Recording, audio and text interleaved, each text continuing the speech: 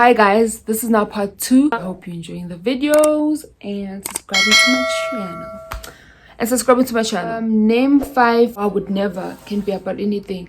I've learned not to say I would never do something because God has a really funny sense of humor. I still want to say I would never eat ass. Like, I just still want to say that. I'd never eat ass. I'd never eat armpit. I'd never fight a female for a man. Like, fight. Like, dish. Like, yeah, when I son. Like, I still want to say I would never do that. And what else? I also used to say I'd never cry over a man. Yo! I used to say that a lot. And it's actually funny because in 2015, I remember I was talking to Happiness and she was telling me about a relationship. And she said there was a time in the relationship when, like, I don't know, things were just like rocky. So, and she was like, yo, ngakhala. And I was like, in my head, I thought it was the dumbest thing. I'm like, crying over a man. I get. Like, I just thought it was so stupid. Oh. Until fast forward 2 years later, I was on the floor sobbing, asking God why. So that's why I don't want to say I would never anymore, because God is like, oh really? So what did I study? Electrical engineering at TUT. Is there such thing as white music and black music?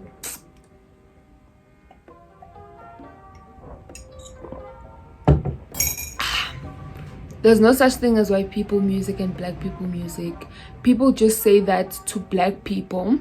When people find out that I enjoy country and I enjoy listening to Taylor Swift, I enjoy listening to Tim McGraw, I enjoy listening to Faith Hill, I enjoy music like that. I enjoy like deep rooted feelings music. I enjoy it. It makes me happy in a twisted way. Maybe it makes me happy. People always say, oh, you listen to white people music, but no one will ever say to a person when they listen to Amapiano, or you listen to black people music. People just say that to put you in a box or to make you feel bad for the type of music that you like. Like, no, there's no such thing as white people music and black. There's something called good music, and there's not, like, I listen to good music. What are you most proud of in life? I'm most proud of me. Actually, I'm not even gonna front. I'm most proud of me. I'm proud of the fact that I'm graduating soon. It's been a long road.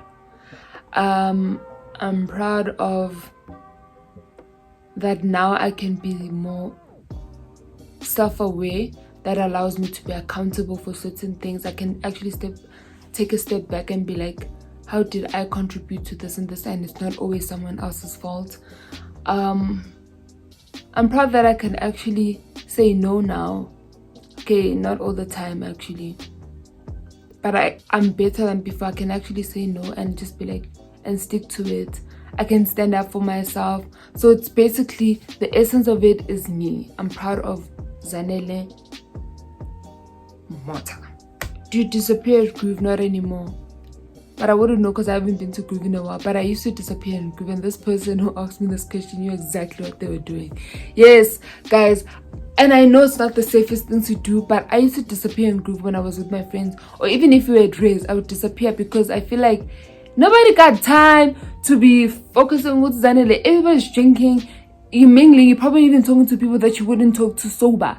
So nobody's like focused on what's happy, you know? Unless you like, you're real G. Do me, you know? But it's actually TJ. Man of the bag, currently right now, the bag. What makes you automatically swipe left on a person? I'm thinking Tinder, you don't know their personality. If you have a beautiful smile, beautiful eyes. I'm a sucker for beautiful eyes and a beautiful smile. So yes, that's what would make me swipe left. Yeah, left. If you could have a conversation with your ex, what's the question you'd ask them? Depends which ex it is. If it's the lie detector one, I would ask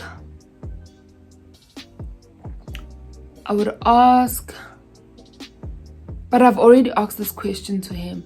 I would ask, for the longest time I would ask, what would you have done if you found out everything everybody was saying about me was a lie? What would you have done? Like, how would you have felt? Because it was.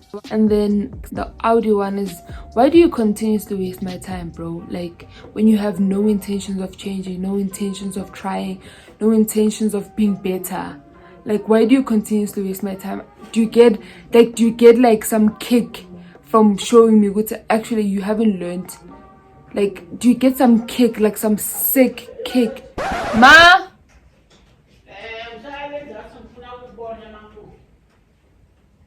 Okay. But that's also my fault, because when people show you the first time who they are, believe them. At what point in the relationship do you think it's time to go public on social media? Never. I prefer that part of my life to be for me and kept to me, because it's very sacred and close to my heart. And if it's someone that I really care about, I don't want to share them with the world, because people do funny things, dude. Chiki, now they're following him. Now they want to see Gutu Sebenda. Now they want to see Guti. They want to go and like bring up things that maybe he did in 2015 when we were not even together. And now they want to play and create things. And some people will even go as far as hitting on him, knowing go to Zanele, just so they can get a kick out of Zanele's tears. Like, what's your biggest turn on? What's your biggest turn off? Biggest turn on in a man? Umbugan. My biggest turn on is a man who smells good. Ooh. Now I've recently found another big turn on, a man with clean fingernails. A man who's okay with loving you loudly and not thinking he looks stupid to his boys, to his family, or to people if it doesn't work out. Like, a man who can stand up for you. Ooh. A man who's honest. A man who can just be like, that's my woman, so not a man, oh tatatela manje sing busy, we always have to discuss the same thing. Why can't manje mangikhuluma nawe kumele ngubitele emnyango angeni la ukhona khona nabangana? Please. A man who doesn't think it's a weakness to love you loudly and boldly. Just turn off if you don't smell good. If you don't smell good, if you talk shit about women, that's a big turn off to me. If they talk about things that they know nothing about. I had this nigga say, Uguti, I was like, what's your take on PDA? And he was like, I think he was just not really, he doesn't mind it, but he wouldn't initiate it. So I'm like, why wouldn't you initiate it? He's like, because of the kids. I'm like, but that's not your responsibility. Go to these people's kids around. I'm not saying grab my balls or grab my vag, but like, he's like, mangala when kids grow up and be rapists. I'm like, what does that have to do with anything? Like, yo, just wow. How do you get over a breakup? Now I would have to block you. I can't do this thing of Guti, I want you to see me suffer, I want you to see me do great and view. Like, I can't, because I will have a day where I miss you and then I'll have to text you back. So these days I just have to block you on all social media platforms. I have to block you on my my contact list. I have to delete the number so I don't have access to the number. And then I have to focus on myself. Pull a face that can be meme worthy. Pull a face that can be meme worthy. I'm not really sure. I don't really pull faces so they like I don't really pull faces so they can be meme worthy. It just happens when I just listening to bullshit. What's the silliest excuse you've ever used to get out of a date? I've never used an excuse to get out of a date because I respect food and I respect my stomach and I respect my food and my stomach at the same time, and I respect the waiter's time. What's one thing Tloki always throws in your face and one thing he'll never forget? One thing he'll never forget you doing? Getting the lie detector test for my then boyfriend, my first varsity boyfriend. Any chance he gets, he will throw that shit in my face every day, and I will still say I don't, no regrets. What's the biggest pet peeve when it comes to social media? Let me make an example. Let's say Singh is a big influencer and her man buys her a car, maybe a Range Rover, like some fancy car. Nyapuga guys, sorry. Nyapuga. So, and then someone will repost it maybe from Instagram and they're like, I wish a man could love me like that. I'm like, bro, you don't even know why lo muflu namthengele imoto. Like hawadi. Mhlambe I'm frayfa. Like I'm frayfa ematilesini. I'm shy like nani. So you don't even know why. Maybe he's apologizing for countless cheating, beating her ass. Like, I'm sure sometimes it's just good deeds and whatnot, but sometimes you just never know. Social media is not real life. So that's just my biggest pet peeve. When people see someone get like materialistic things and like, oh, he must love her. No. What if he just has money to spend and he's just like, hey, it's in because I know good she'll forgive me if I buy her an LV purse or whatever. Just that's my biggest pet peeve. If you had to guess what people appreciate you the most for, what would you say? Yo, I don't know. I really don't. Because sometimes when I hear people talk about how I make them feel, I'm like, are they sure they talk about me? Because I'm like, that must not be me. Like, I don't know. I feel like I downplay myself a lot, especially when someone is complimenting me. Like, if something serious is happening, I just go to humor, just to calm it down and make it not seem as hectic. So I think that's the one thing that I think that people would one thing that I think people appreciate me the most for. And just being myself. Like, I think also just being like, I don't know. You'd have to ask my friends. Like, I really do not know. I don't want to lie. How much do you judge a person by their appearance? By their appearance. You know what? I'm not going to lie. I used to judge people a lot. Like, I don't like talking about people's appearance anymore. Nompendula once said, it's not nice to tease someone over something they had no control over. They were bang a corner. So when I saw like they had no control over. So no, I don't like that. How did you meet your friends? Uni.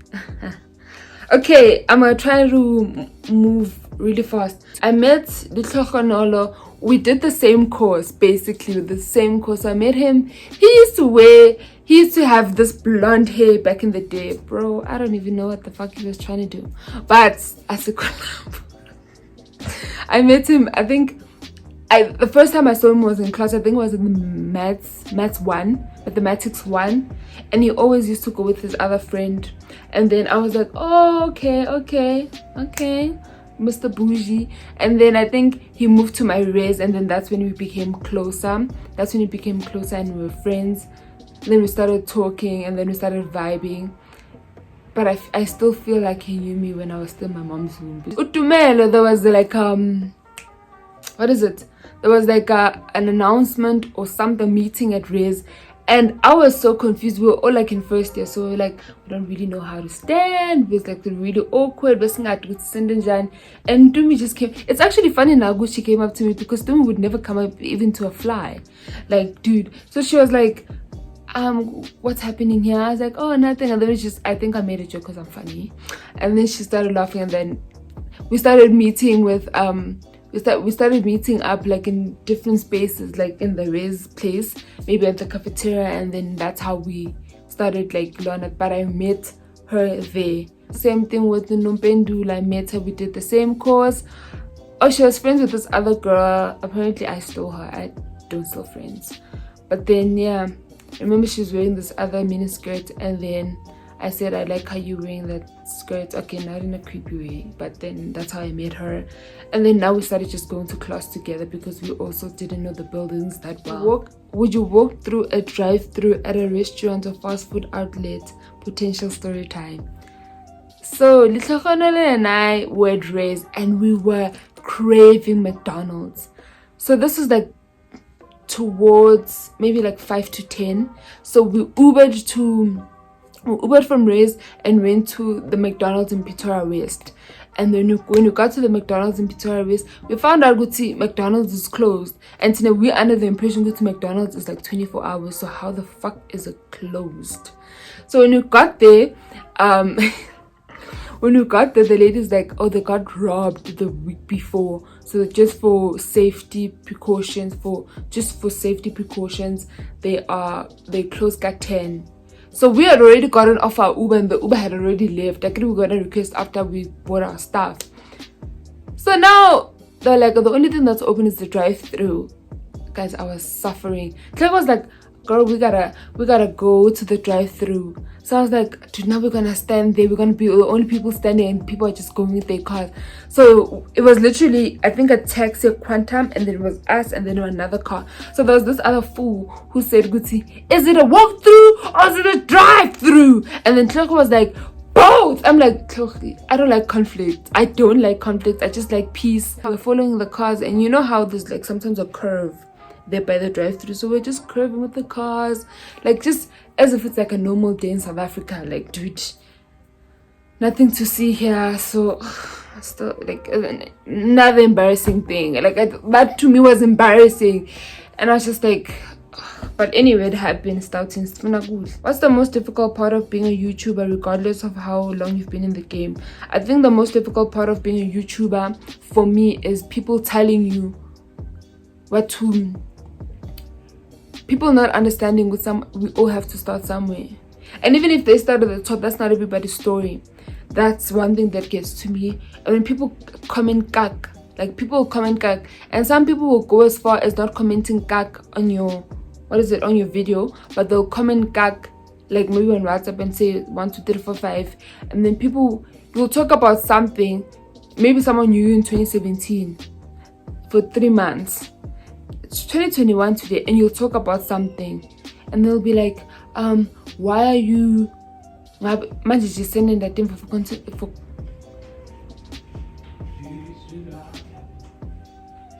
sending that info for content creation? When did you, like, that dating for marriage, is it a scam video that I made? Someone was like, now you're just making content. When did you date for marriage? And I was just like, bro, like, why you want to tell me the things that I can talk about? How, if you want to talk about things that you want to talk about, create a YouTube channel and see how easy it is.